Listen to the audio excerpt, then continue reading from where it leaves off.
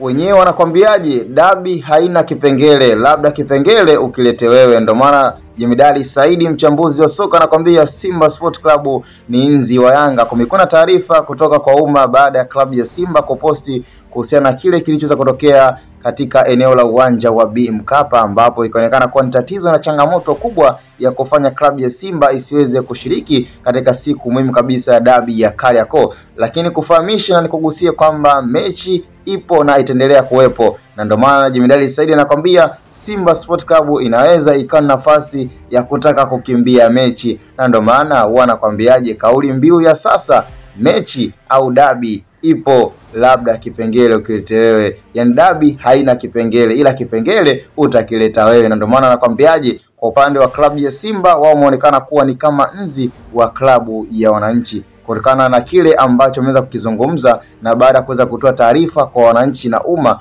baada ya zile changamoto zilizoweza kujitokeza baada ya kuonekana klabu ya Yanga ambayo iko nyumbani ikiwa katika utawala, baada ya kuonekana kabisa kama kuna vurugu zimeweza kutokea na changamoto za zile sintofahamu. Na ndio maana nakwambiaje, haki zote zimehifadhiwa na ushahidi wote uliopo ambao unawafanya klabu ya Simba wasicheze dabi hii katika majira ya 1:15. Lakini klabu ya wananchi wao wanasema kabisa, kutokana pia na wao kufuatilia kanuni, ni kwamba watakuja uwanjani na kama dabi haitokuwepo basi wao labda Simba ndo walete kipengele. Lakini mpaka sasa hivi ni kwamba klabu ya wananchi inajiandaa vyema kabisa kisaikolojia kuweza kukabiliana na wekundu wa Msimbazi, ila changamoto ambazo zimeweza kujitokeza bila shaka zimeweza kuwaumiza sana mashabiki wa klabu ya Simba na hata wachambuzi wa soka, huko kila moja akiwa anajaribu kuweza kuangalia ni kwa nini klabu ya wananchi iliweza kuwafanyia hivyo. Lakini imeweza kuonekana kwamba ni sehemu ya kutaka kuwatoa mchezoni.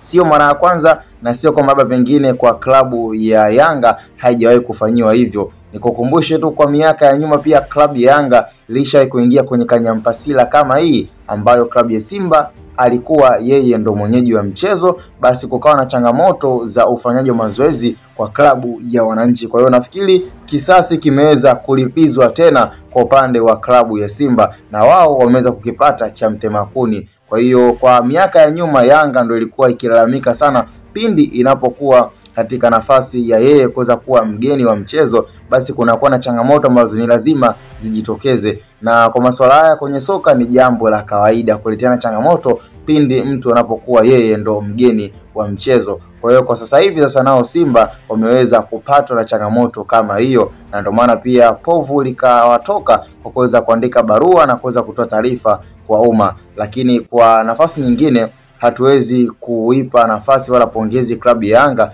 kwa sababu ni utovu wa nidhamu na pia ni ukiukwaji wa sheria ambayo nafikiri Tanzania Football Federation wana haki kabisa kuweza kuhifadhi ushahidi na kuweza kutoa pia, nafikiri kama kutakuwa na sehemu ya kutoa adhabu kwa upande wa klabu ya Yanga itakuwa ni vyema zaidi. Cha msingi tukutane kwenye comment na hii ni Hatboy Media.